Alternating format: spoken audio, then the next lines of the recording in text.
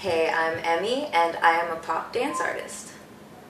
I have an EP out called Magic right now, and you can get it on iTunes. Just look me up, Emii.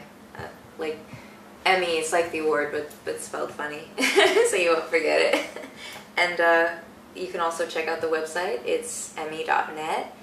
When you come to the show, you can definitely expect to have a lot of fun. I mean, I am very much in tune with the audience, and you know, sometimes I throw a little bit of dance moves in there, but I expect full cooperation from everybody in that audience. I want your hands up, and I want the energy, so it's definitely a lot of fun. The song with Snoop Dogg, Mr. Romeo. Actually, I was recording the master vocals for Mr. Romeo in the studio, and you know, I tossed back and forth the idea with my producer of who would add magic to this track, and you know, Snoop's name comes up, but how do you get a hold of Snoop? You know, I was half joking, but I was in the studio recording the vocals, and the guy who owned the studio came in, and you know, he was loving it. He was really into it, and somehow it got to him that, you know, we thought Snoop would be awesome for the track, and he just happened to have Snoop Dogg's manager's number in his phone.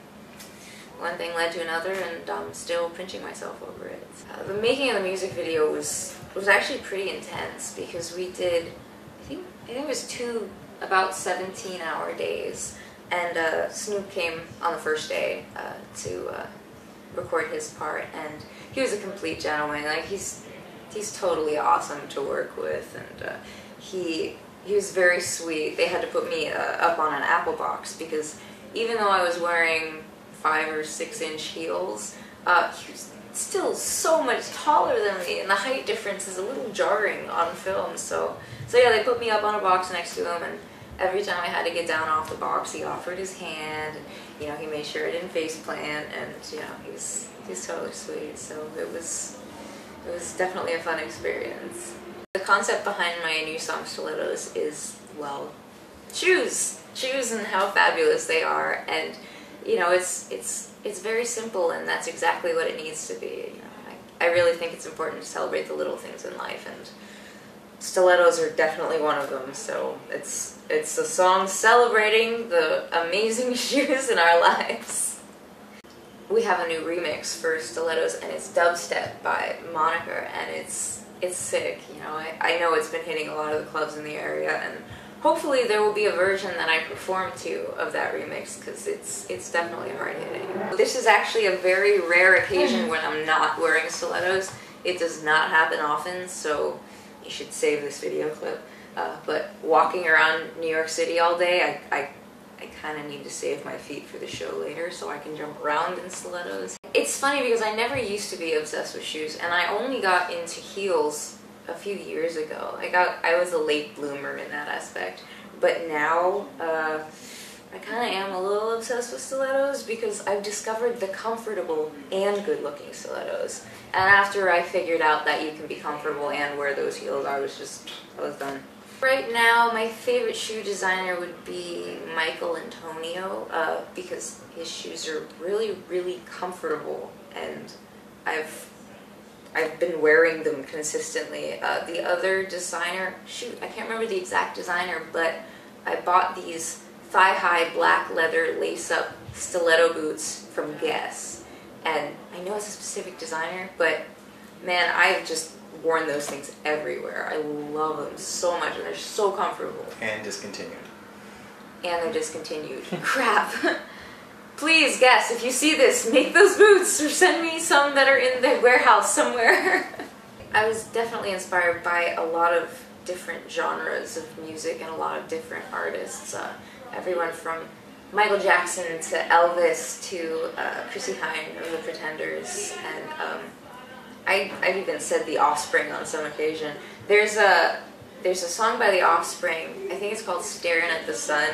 I did this belly dance show when I was like 16 or 17, and I belly danced to an Offspring song, and it was a traditional belly dancing festival, so everybody looked at me like I had 5 or 6 heads, you know, like I was a Hydra or something crazy, but I still had fun. The traditionalists weren't too pleased with me, but hell with them.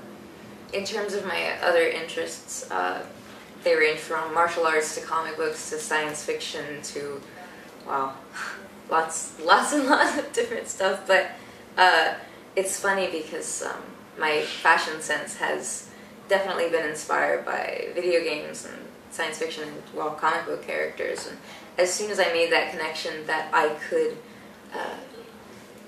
fashionably be like my favorite characters, then, you know, it was easy from there. I mean, I was just able to express myself from there. And before then, you know, I'd really grown up being a jeans and sneakers girl. Like, really, you know, I didn't really know much about fashion, and then it clicked, and then suddenly I got a little crazy with it. Still am, always will be. My favorite comic book characters, I think Wolverine, Rogue, General X-Men, definitely Batman, although I haven't seen the new movie yet. I will get to it, I swear. All of the Avengers, I mean, really can't, I mean, definitely, I need to get a Hulk t-shirt. That's next on my list. Speaking of comic books, this past San Diego Comic-Con was my first Comic-Con, and I didn't dress up. Well, I don't think I dressed up. I dressed how I usually dress, and people kept stopping me and saying, "Who are you dressed as?" And I'm like, myself, you know, this is how I dress. I did have a Slave Leia outfit that I did not wear because I couldn't work up the courage to do it, but I wore a Han Solo replica belt, which kind of counts as costume, but I wear that on stage too, so that's just what I normally wear. I don't know. Actually the thigh highs I was just talking about from Guess, I modified to resemble Boba Fett's boots. The boots were modified by Matt Gauthier, who I've been working a lot with in terms of designing the cool stuff that I like to wear that is often inspired by superheroes and science fiction and all that fun stuff. So yeah, I'm really looking forward to next year's Comic-Con. I'll probably either dress up or just dress like myself again. It inevitably happened that I ended up promoting my music there because I kept getting stopped by press, and it's like, okay, you want to be on Fox 5's, you know, Comic-Con babes list, okay, here's a CD. Awesome. You took t-shirts with us? Yeah, and we took t-shirts too, just in case, you know, it's always good to get the music out there, but man, it was definitely an intense experience. My first Comic-Con. It was amazing. This was my 10-year martial arts anniversary gift to myself. It's a balance symbol, but yeah, I've been taking a variety of martial arts. You know, I started in Taekwondo and American Kenpo, and right now I train with Larry Tatum in Pasadena for American Kenpo. You gotta look him up. He's ridiculously awesome, and I'm also training in Muay Thai and boxing, kickboxing, you know, the real good stuff, with my coach Mauricio. And, you know, martial arts has always been like my yoga. It's the thing that balances me, and it has for years and years, so it's my second passion to music. And I think it'll always be there for me, just like music is. Penthouse contacted me to be in their anniversary issue, and as an artist, and it's funny because I am the most clothed person in this magazine, which, you know, nothing against naked women, because naked women are awesome, but I just happen to be fully clothed in this, and they did an amazing spread. Can you even call it a spread if you're not naked? I have no idea. Anyways, but yeah, that's me, and that's the issue. It's funny because I'll show people the article first, and then I'll flip the page to one of the fabulous women in this magazine, and they're like, "Ah, I didn't expect that." You know, you don't tell them what magazine it is first. And I just like seeing people's reactions.